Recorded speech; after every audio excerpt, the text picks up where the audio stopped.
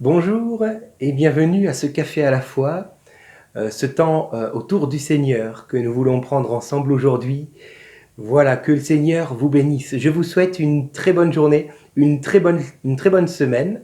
Alors attention, parce qu'il va faire chaud encore quelques jours. Alors, si vous êtes parmi les aînés, n'oubliez pas, buvez beaucoup d'eau, même si vous n'avez pas soif, buvez. Voilà, ceci étant dit, je souhaite aussi de bonnes vacances à toutes celles et ceux qui peut-être nous regardent et qui sont en ce moment en vacances. Que le Seigneur vous fasse du bien, qu'il renouvelle vos forces et qu'il vous donne de très très bons souvenirs. Voilà, que Dieu vous bénisse là où vous êtes. Vraiment heureux de passer ce moment avec vous autour du Seigneur. Alors, j'aimerais lire avec vous... on est dans l'évangile de Marc, on va revenir encore dans le chapitre 9 et nous allons lire des versets 30 à 34. Jésus redescend avec ses disciples du mont de la transfiguration et en bas dans la vallée, Jésus va délivrer un enfant possédé d'un esprit muet qui le tourmentait. Et ensuite, Jésus s'en va tout à nouveau avec ses disciples. Je vous lis à partir du verset 30. Ils partirent de là et traversèrent la Galilée. Jésus ne voulait pas qu'on le sache, car il enseignait ses disciples et il leur dit : « Le Fils de l'homme sera livré entre les mains des hommes, ils le feront mourir, et 3 jours après qu'il aura été mis à mort, il ressuscitera. » Mais les disciples ne comprenaient pas cette parole, et ils craignaient de l'interroger. Ils arrivèrent à Capernaum lorsqu'ils furent dans la maison de Simon-Pierre. Jésus leur demanda : « De quoi discutiez-vous en chemin ? » Mais ils gardèrent le silence, car en chemin, ils avaient discuté entre eux pour savoir qui était le plus grand. Amen. Voilà, jusqu'ici, aujourd'hui, la parole du Seigneur. Donc, pour la 3e fois, nous voyons que le Seigneur va enseigner ses disciples, non plus sur qui il est, le Messie, le Fils de Dieu, le Sauveur, mais sur sa mort à venir et sa résurrection. Le problème, voyez-vous, c'est que, on l'a lu, les disciples se chamaillent un petit peu en chemin. Ils se disputent. Pourquoi ? Pour savoir qui d'entre eux sera le plus grand. Et tout naturellement, nous pouvons lire : ils ne comprenaient pas ce que Jésus leur disait. Ah ! Il se pourrait donc que trop souvent, je sois tellement préoccupé par ma grandeur à moi que je ne suis plus capable d'entendre et de comprendre l'enseignement du Seigneur. Alors le Seigneur va répéter encore et encore. Là, c'était la 3e fois déjà pour les disciples qui répétaient la même chose. Je ne sais pas si ça vous est déjà arrivé dans l'église tiens, ce dimanche, le pasteur, le prédicateur nous parle encore une fois du même thème. Comment que ça se fait, Seigneur ? Ah, c'est que l'homme de Dieu doit peut-être passer par une situation pour laquelle il prêche. Voilà pourquoi il en parle encore. Et si c'était plutôt nous qui nous amusions à discuter de notre propre grandeur au point de ne plus pouvoir entendre l'enseignement du Seigneur qui fait que Dieu doit se répéter. Posons-nous donc cette question. Les disciples, finalement, sont répréhensibles à ce moment-là, parce qu'alors même que Jésus enseigne sur sa mort prochaine et sa résurrection, les disciples, de leur côté, discutent de qui sera le plus grand. Waouh, quand on lit ça, on se dit quand même, c'est malheureux, hein ? C'est malheureux pour le Seigneur. Alors, si d'un côté les disciples sont répréhensibles, voyons comment Jésus va s'y prendre pour reprendre ses disciples. Et au travers de la manière de faire de Jésus, voyons donc comment nous sommes, nous aussi, ces enfants, appelés à nous y prendre lorsque nous avons connaissance d'une faute ou d'un péché dans la vie d'autrui. Plus tard, dans le texte, Jésus va enseigner ses disciples sur l'humilité. Mais avant de voir ce que Jésus va dire, voyons déjà comment il s'y prend. Voyons cela aujourd'hui. Premièrement, j'ai noté, Jésus se garde de reprendre ses disciples publiquement, en étant encore dehors, sur le chemin, en marchant encore avant d'arriver à la maison de Simon-Pierre. Jésus ne va pas reprendre ses disciples lorsqu'ils sont encore à l'extérieur. Jésus refuse d'humilier ses disciples. Il attend d'être seul avec eux pour commencer à leur parler. Ah! Je comprends donc que l'humiliation ne vient pas de Dieu.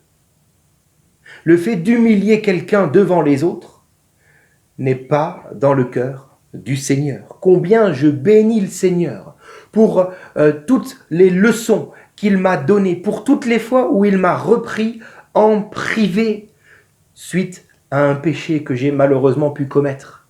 Combien je peux bénir Dieu de me reprendre en privé, loin du regard des autres. Mais imaginez un instant que le Seigneur vous reprenne suite à un péché, mais devant tous.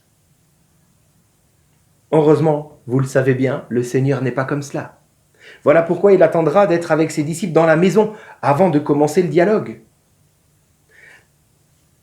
Je crois qu'il n'est rien de pire que de reprendre quelqu'un en public. Ce serait l'humilier, mettre la faute sur le péché. Alors que si d'un côté le Seigneur haït le péché, n'oublions pas qu'il aime le pécheur. Il ne voudra jamais discréditer le pécheur aux yeux des autres. Non, au contraire, il veut lui redonner de la valeur.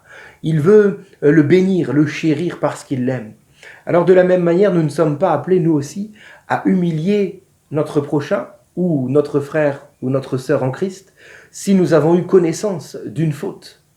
Nous sommes plutôt appelés, comme le dit cette parole dans Matthieu 18, 15, je l'ai noté là, « Si ton frère a péché, va et reprends-le entre toi et lui seul. » S'il t'écoute, tu as gagné ton frère. Alléluia. Entre toi et lui seul.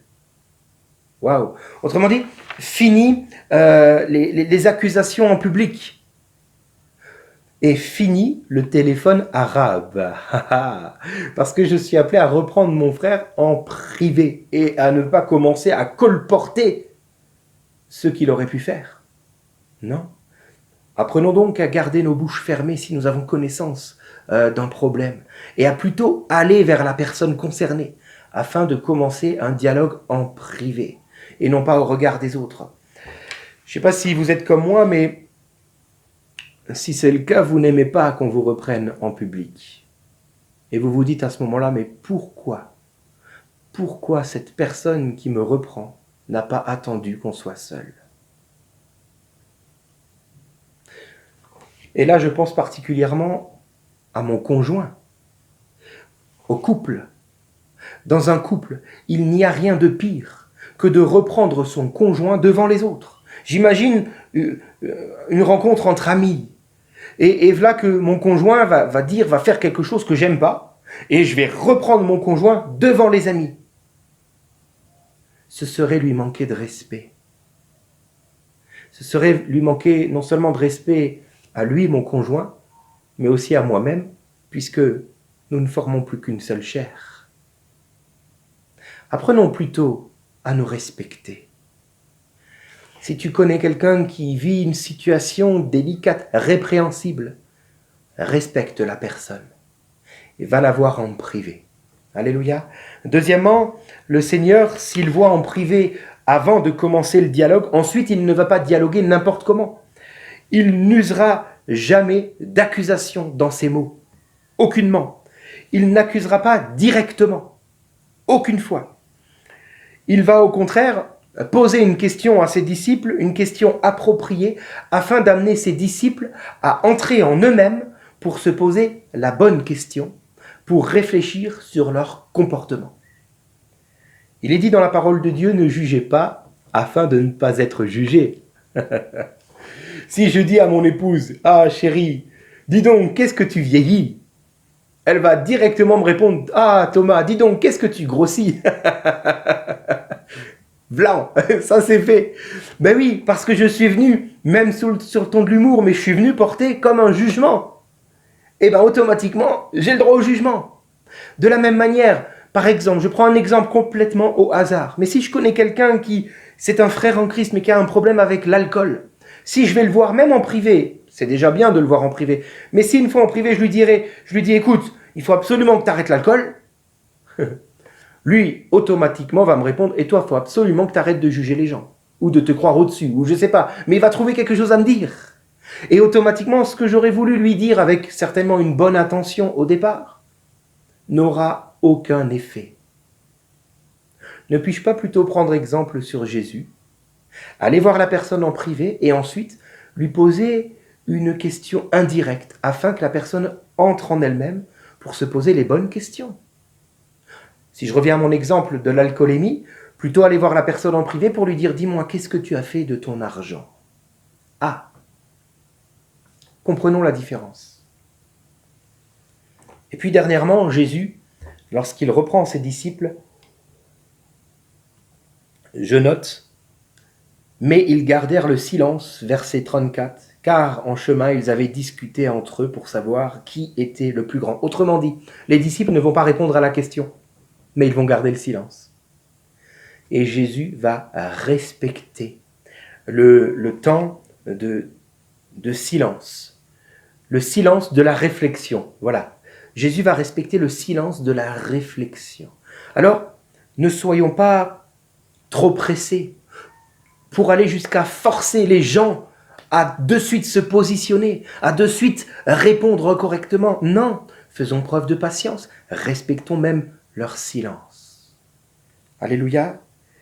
Ensuite, nous voyons par la suite, et nous en parlerons certainement dans les prochains temps, que Jésus va enseigner ses disciples sur l'humilité. Mais pour pouvoir être quelqu'un qui enseigne sur l'humilité, il faut premièrement être quelqu'un qui est humble. Il faut être une personne humble. Jésus est quelqu'un d'humble. Voilà pourquoi il pourra enseigner l'humilité. Quelqu'un qui va vous humilier ne pourra pas vous enseigner l'humilité, car vous n'écouterez plus. Mais quelqu'un qui vient à vous avec humilité pourra ensuite, de façon progressive et avec toute la sagesse divine, vous montrer ce qu'est réellement le chemin de l'humilité. Alors, ce message s'adresse principalement à celles et ceux qui connaissent, qui ont eu connaissance de quelqu'un qui passe par des temps qui seraient répréhensibles, des choses répréhensibles. Alors, prenons exemple sur la façon de faire qu'avait le Seigneur Jésus. Et allons vers ces personnes-là en privé, en les respectant, sachant que Dieu, lui, nous a fait cette faveur en premier à nous-mêmes, qui sommes certainement aussi répréhensibles à bien d'autres égards. Alléluia. Seigneur, je te bénis pour ta parole et je te prie de nous aider, Seigneur, à réagir vis-à-vis des autres, de leur comportement peut-être répréhensible, à nous aider à réagir de la même manière que toi, tu as pu réagir avec tes disciples à ce moment-là dans la lecture, ou que tu as réagi vis-à-vis de nous-mêmes, lorsque nous-mêmes faisons des choses qui sont répréhensibles. Seigneur, donne-nous ce même regard, ce même cœur et ce même élan vis-à-vis de ces personnes-là, afin qu'elles soient bénies et qu'elles puissent trouver en nous Jésus-Christ qui vient à eux. Merci Seigneur. Amen. Que Dieu vous bénisse et très bonne journée. À demain.